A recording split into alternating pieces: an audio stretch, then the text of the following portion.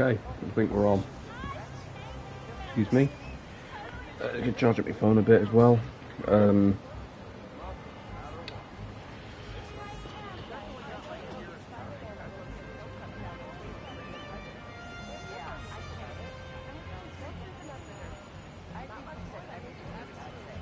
We on? I think we are.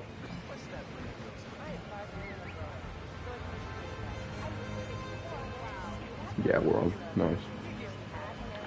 Okay, oh, sugar lumps. I need to have the, yeah, that on. There you are. Just so I can see the chat. Ah, why do I keep switching my... There you are. Yeah, we're on. This time we've got the Amazing Spider-Man 2 suit. I mean, it's a gorgeous suit, isn't it? Let's have it at night time as well, just to kind of reflect the scene. Because it is a gorgeous. I mean, Times Square as well. I'm so happy they've added Times Square into Rivals. It's such a nice little like lobby area, especially when you've just been kicked from a game, or you've just been issued a penalty when you're ready to quit a game. Yeah. Less said about that. Oh, I realised these would change the difficulty. The time has been removed, which, to be honest, I only changed the difficulty because of how long it actually takes. It's not actually that difficult. I promise I am actually kind of good at this game. It's a single player game, so naturally they are more my thing. Oh, that combo was mint.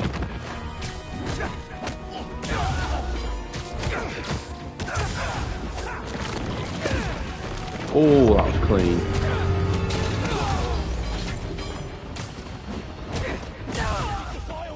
That was clean. Ooh.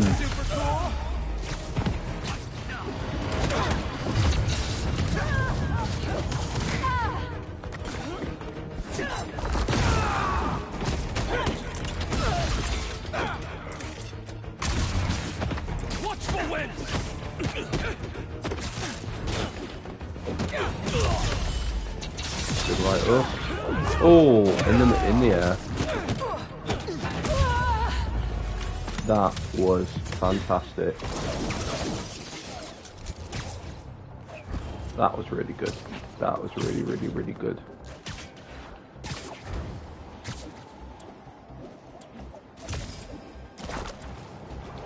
And we're back in Times Square.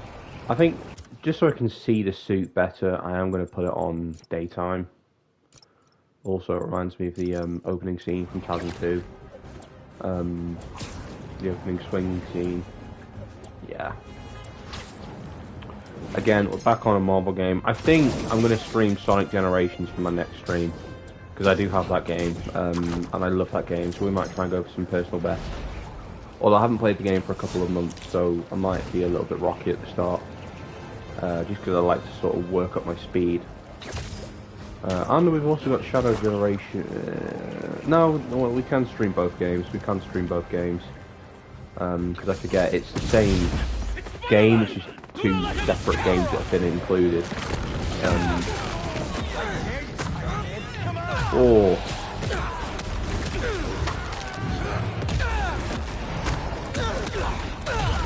I love that finisher. I love it.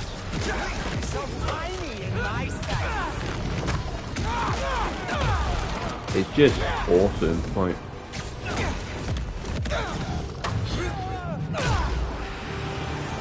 Spider-Man! Help! Don't worry. I'll get you to an ambulance in no time. You're a lifesaver. Thank you. We're almost there. I saw the rest of the January 1st Lego sets have been announced. The Star Wars ones, I'm kind of in. I mean, I'm happy they're doing more Clone Wars stuff. Obviously, I love the Clone Wars, and especially Siege of Mandalore. That battle pack is actually quite tempting to get, because I don't actually have any Darth Maul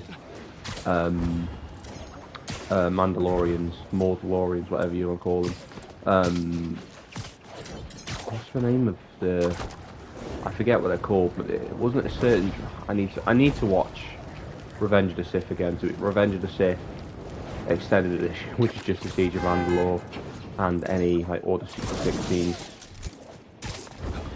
I once saw that a video of Order 66, all like the different accounts of Order 66, so like Grogu, Cal Kestis, Kanan Jarrus, all of that happening like in sync with each other, and it was one of the coolest videos I've seen in the Star Wars fandom, which is, you know, it's kind of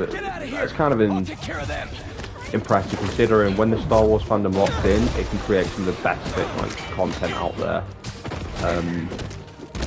Honestly, the amount of incredible like fight scenes that have been made, or the like music covers, it's just amazing. But to be honest with you, my interest, I've always loved Star Wars, but my like persistence in interest has kind of dipped a little bit just because of some of the lackluster things that have come out for it. Which I guess is what people feel about Marvel, to be fair. I know a lot of my friends used to be massive Marvel fans, but have not really took much interest over the sort of dip in quality over the last couple of years. Although I would argue that, I say since 2024, it has like gotten much better. Still a couple of, you know, crap projects released. Like, I wasn't a big fan of What If Season 3. I wasn't a fan of Agatha or Ironheart.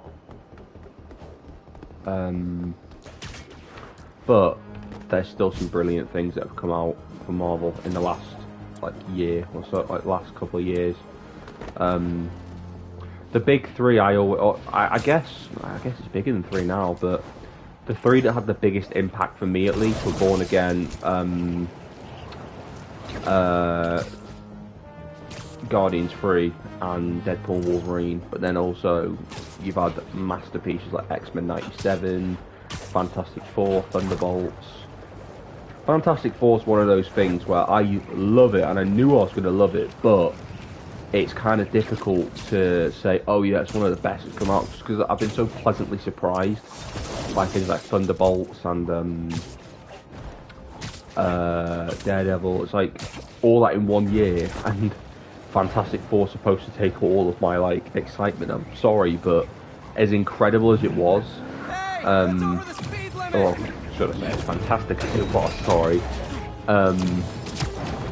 it's hard to just place one thing as like the best thing. Come on. I don't know if I'd say it's the best thing Marvel's put out this year. It's one of them, but when you take into account Born Again, for me, taking into account Born Again and Thunderbolts, is like, no, it's had a good year. Again, a couple of things which were quite lackluster. Brave New World, again, one of those, I liked it, but not much. Like, it's not one of those immediate, oh, I have to rewatch it. I think one thing that could have redeemed it is if the Russo brothers directed the post-credit scene, just for a little bit of, like, because yeah, the leader said he's seen other people come in. It's like, well, yeah, obviously that's going to be X-Men and Fantastic Four. Yes, okay, I get it, but at the same time, it's like, I don't know, I was just a little bit let down. Happy Terrific Tuesday. Hello, Godfather of Soaps. Hope you're doing okay, mate. Yeah, I'm trying to go the alliterations in the titles. Hope you're doing well, buddy. I'm doing pretty good. My show pictures from Death of a Salesman came back today, and not lie, I got a little bit teary-eyed. It was just, oh man, it was incredible. You know, I never thought this would ever happen to me, and it's become the best thing I've ever accomplished. So to see those photos, I'm not going to share them, just out of respect for the photographer. I don't want to, I mean, I could, I don't know, kind of respect for everyone involved, really, because obviously it's a theatre show. Like, I'd want to ask for people's opinion. Like, obviously, some of them are going on Facebook and things like that, but ultimately, I feel like it's for, like, close sort of net only. I mean, I do consider you as close net, but obviously on YouTube, it's kind of, yeah, it's not as private as, you know, I'd like it to be, but, yeah, man. I was gonna say, I think this is, I've not watched an episode of EastEnders in, I want to say 3 weeks now. I think it's been 3 weeks since I last watched EastEnders. I'm going to tune in during the Christmas episodes, and that's it. because I'm genuinely not interested. Oh, I'll tune in for the Nigel like flashback episode as well, or like the dementia like special. I understand, pal. Yeah, thanks, man. I do appreciate it. But yeah, I am going to tune in for the Nigel stuff because I actually quite like the dementia storyline. It's been it's just been beautifully done. But at the moment, that is the only thing I think the show has going for it. Hopefully, when 3 weeks, I haven't watched it in 2 months, to click. That's honestly fair. It's been awful. Like, I think the last good thing that I can say that was happened was when George smacked the shit out of Ravi. And fair play, considering I have kind of crapped on George Knight as a hard man. Those 2 punches were fantastic. Like, if he'd have done that 2 years ago, I feel like everyone would have been saying much different stuff about him. But yeah, those 2 punches, I'm going to say they were better than the fight. Well, I'm kind of disappointed for Ben Whaley. Same, honestly. It's like, he came in strong. Like, he came in very strong, especially like the first sort of couple of episodes since Zoe came back. And there was all this hype around, and I think with the Max Brannon like reveal, I thought that was really good. However, I just think that the Ravi Glaze has to stop. Yeah, I'm kind of done with Ravi now. I thought he had an incredible start to the year with the redemption story, and it's just character regression. I honestly think, other than his feud with Jack, I've never seen anyone get praised for taking a beating. That is ridiculous. I'm sorry. Like, I am so, like, how the hell does Ravi's state that this increases durability? Yeah, I agree. It's stupid. It's fucking stupid. Excuse my language, but he got dropped by a boxer. And yes, he did get dropped because he fell onto the stairs. The stairs caught him. If the stairs weren't there, if it was a normal character, it would be a completely different story, and they hate to admit it. Yeah, I agree. I'm going to be brutally honest here. I think the double standards in the soap community are just pathetic. Oh, that's done that glitch now. I'm not bothered. The double standards in the soap community is just pathetic. Like, oh, Ravi took 2 good punches, therefore he must be like a lot harder now. I'm sorry, but that makes no sense. If that's the case, Jack Brannon should be getting glazed more, because his second fight with Ravi, he actually went toe to toe with him, and they fought to a stalemate. Like, yeah, okay, Ravi won fair and square the first time, and then I said I forgot Joe was a pro boxer because he slaps a lot, and someone told me that he slaps because of his boxing. Yeah, I remember that when he slapped Dean. I think it was they're manipulating themselves than me. Yeah, I agree. I feel like I kind of get why George does the backhand thing. I kind of get it, because if I'm not mistaken, the character was written to have a bit of a criminal record for smacking someone with his fist, and you know that caused him to, like, or if he has the thing is, I think a lot of it was to try and preserve Colin's health. You know, I mean, he was written in as a boxer, but at the same time he's entered the show in like his 60s, I want to say, and obviously, you know, Colin shouldn't be expected to do the fight scenes all the time. I mean, yeah, it would have been nice, but at the same time, I don't take any shame in saying that. I think an actor's health is more important than the audience entertainment. I'm sorry, but it just is. You know, if I don't know, if they sort of took into account Colin's, like, you know, well-being and health, then we're lucky we even got that punch, to be honest. Like, we're lucky. And I don't see it happening again, because, let's face it, who else is George going to beef with? You know, I don't know. Personally, I think the show has gone massively downhill, and I'm going to tune in for Christmas just because it's kind of part of my Christmas routine now that I watch EastEnders on Christmas Day, and then I just bitch about it. But after that, I'm just not bothered. I'm like really not that bothered by it all. It's just not fun anymore. It's really not that fun. It's like I don't follow anything else. Hold on.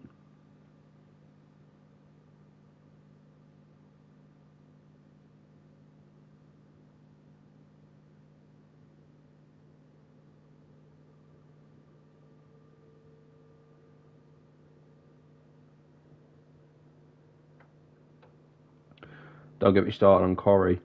I've not checked out Corey, to be fair.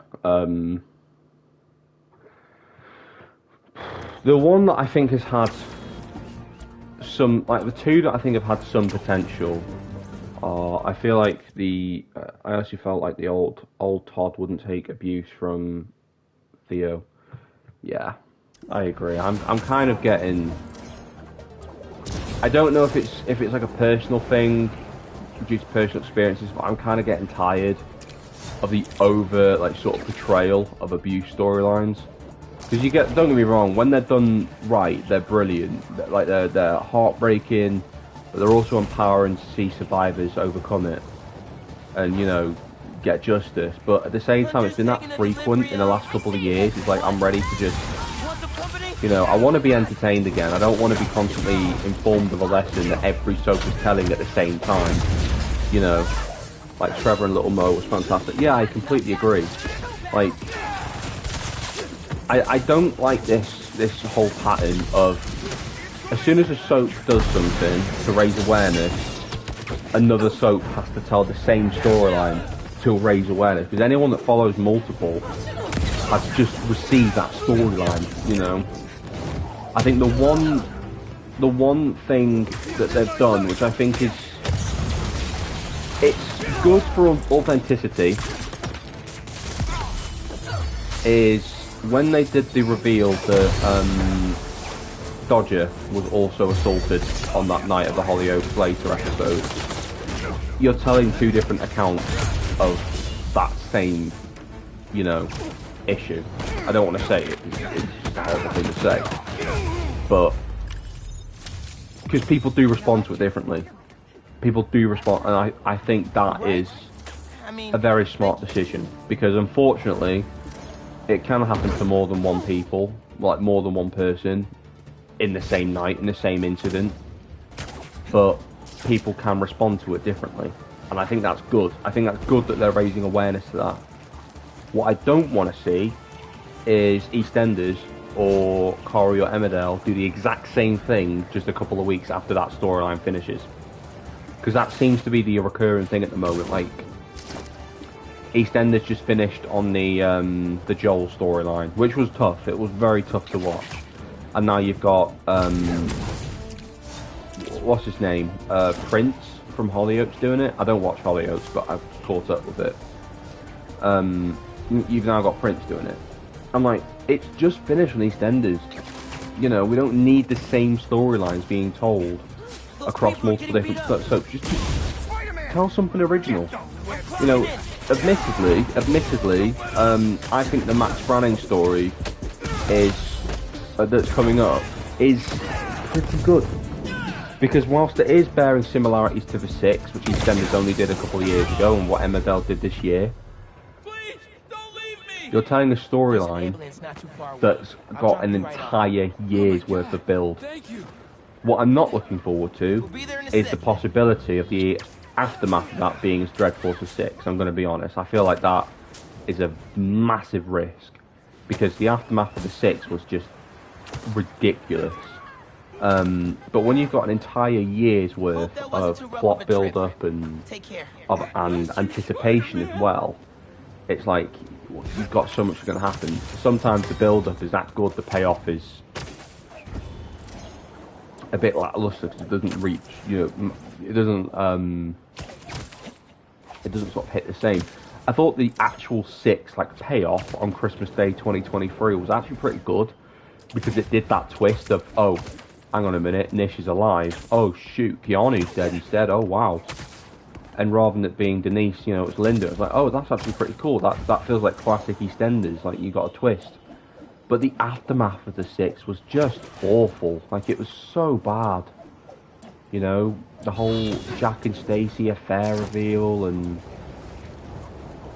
it was just a nightmare. Like I really hated it. I really, really despised it, and it was just such an awful, awful year, in my opinion. The one thing I liked about 2024 on EastEnders was it brought a bit of love back to the Carter family, which obviously they're my favourite family on the show. So a little bit of love back to there was nice. Seeing Lee and Nancy again, it was lovely.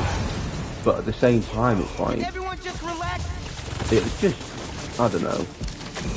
I wasn't a big fan, to be honest.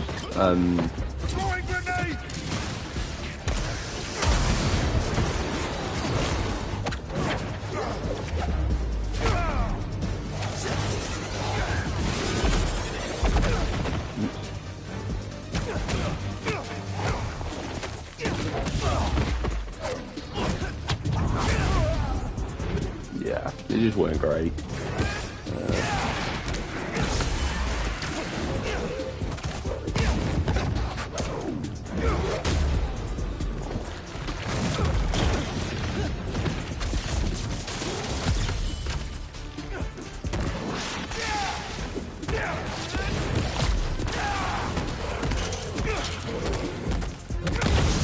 I will say, the next time they do an abuse storyline of some sort, whether it's sexual abuse, domestic abuse, I personally think we need to see another, because Coronation Street did this a few years ago and I thought it was great, due to the, raising of awareness. A male survivor being perpetrated by a female abuser. I personally think that is something that could, if done right, be very powerful, and I'd like to see that sort of representation.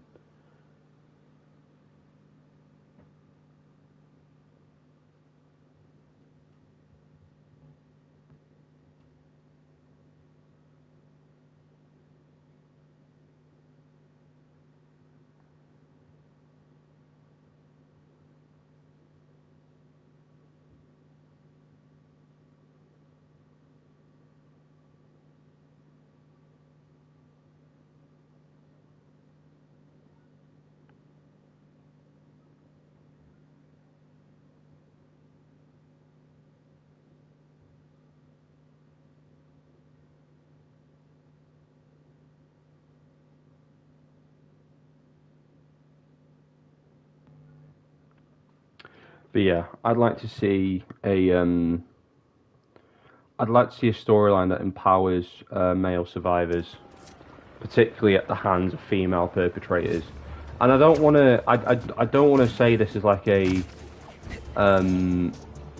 let's shift the blame onto women. That's not what I mean at all. Before anyone decides to misinterpret that, I want to see both sides, and I want to see both sides honestly, and because being, excuse my language here, but being a piece of shit is not an exclusive thing to just one. Anyone can choose to be a piece of shit, and I think what needs to be represented are stories that show that, rather than just, rather than just putting it on one or another. Show it so that anyone can hurt, but also anyone can survive.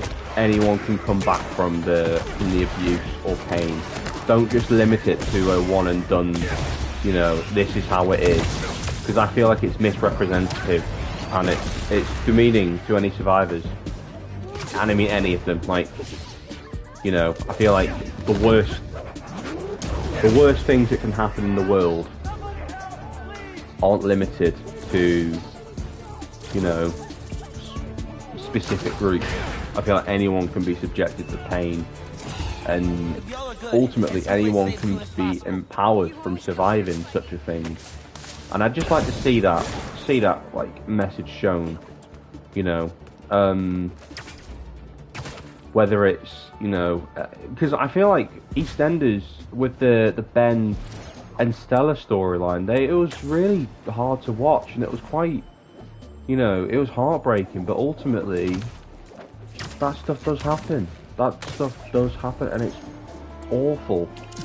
And I feel like, you know, that was back in 2007, nearly 20 years ago. I feel like it needs to be retold, but from a modern day perspective. It's why stories like Mick's abuse storyline really spoke to me, because it shows that anyone can be hurt, but also everyone have the, you know, by speaking out, can rise forward and really come back from such a horrible place, you know. And I just want to see storylines start to be more authentic. You know what I mean? Like, that's what I want to see the most.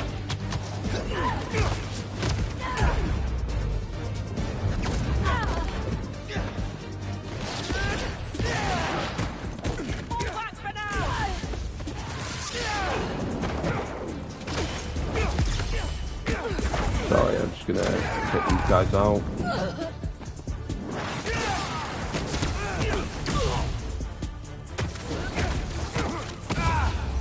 I will admit, Miles feels so much weaker than Peter without the bioelectricity abilities. Like, he feels so much weaker.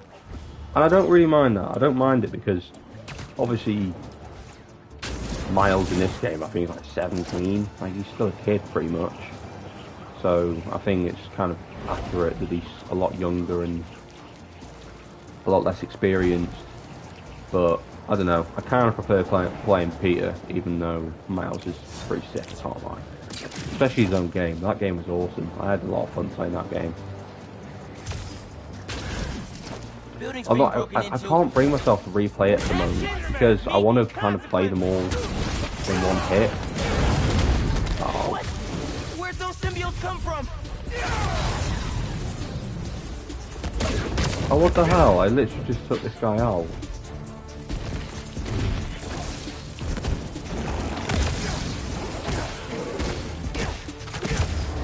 There you go. He's down. He's down. That one almost had me stressed for a second.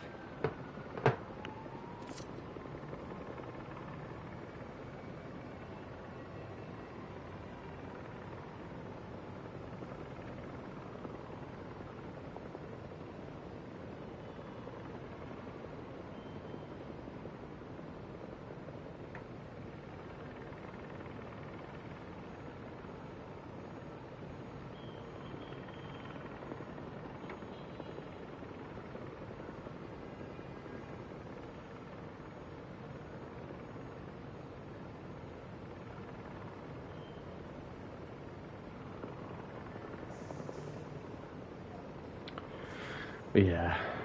Let me go back to Pete for a bit.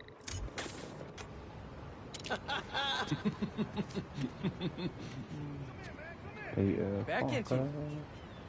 Oh, something's going on down there.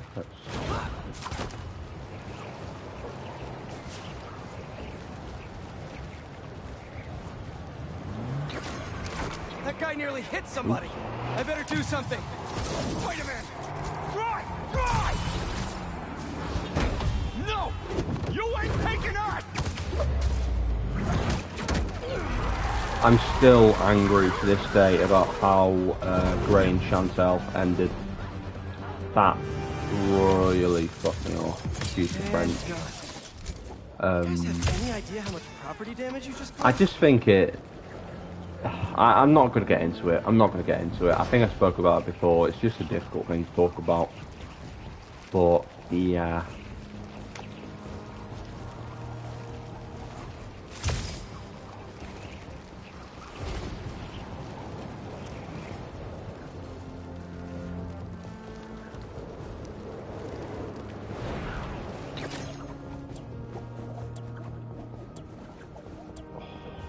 Clean that movement.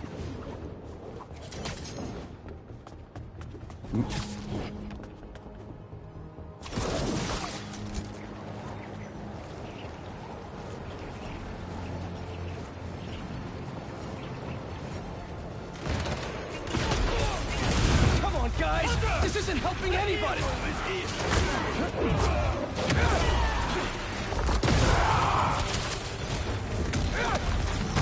I love those moves.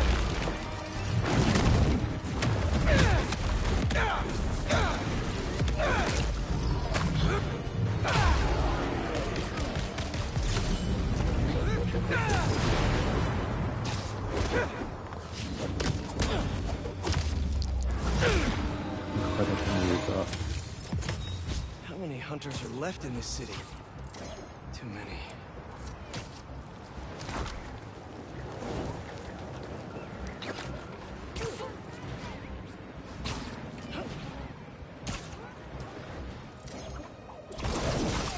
Also, I'm just going to throw something out there. Shrek is now on Disney Plus. That is one of the most unexpected things I've ever seen, but I'm not going to complain because I love Shrek. I do hope this doesn't mean that Disney is buying DreamWorks, just because I don't want to see. I don't know. I doubt it, because I'm pretty sure Universal has all of the like Shrek stuff and DreamWorks stuff.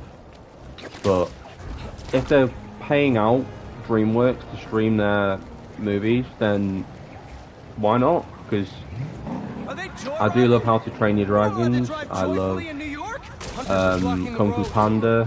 I'm not seen the fourth one. I'm good. To be honest, I'm not convinced I'm going to watch Shrek 5. To be brutally honest, from what I've heard, it doesn't. Well, from what I've seen and from what I've heard, it doesn't look good. And I don't want my memories of Shrek being tarnished, so I think I'm just going to enjoy the ones that are already out. I'm kind of tempted with Toy Story, to be fair, but I have to watch Toy Story because that was the first film I ever saw in cinema. Not the first one, I'm not that old. The third one. The third one, yeah.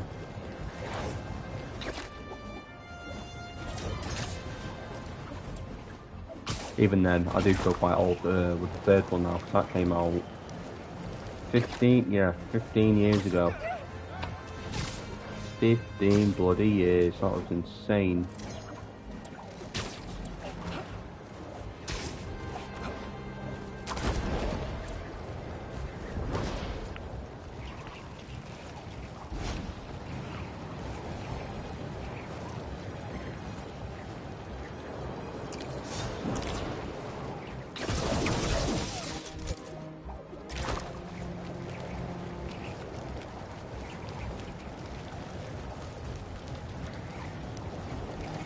Armored truck getting robbed.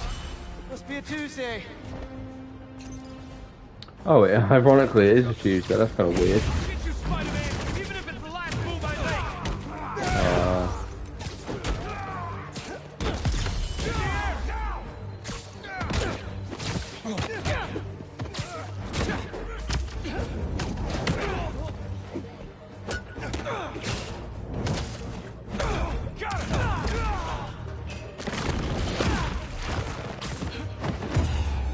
Oh, he's out cold, nice.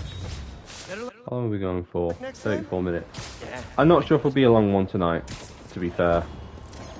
We might actually start wrapping this up now, just because I'm kind of getting a little bit distracted with messages, so I'd like to give... I don't like to give the stream half of my attention, and I'm kind of losing my train of thought, so we might wrap this one up here, and then have a stream. Maybe... I'm not streaming tomorrow, I'm going out tomorrow. Thursday, maybe? No, not Thursday. I'm in placement on Friday, so I'd like to. Yeah. We'll see Friday. Maybe Friday. That's kind of cool. Alright, Friday it is. Anyway, that is going to be it from me. Thank you so much for watching. I'll see you all soon.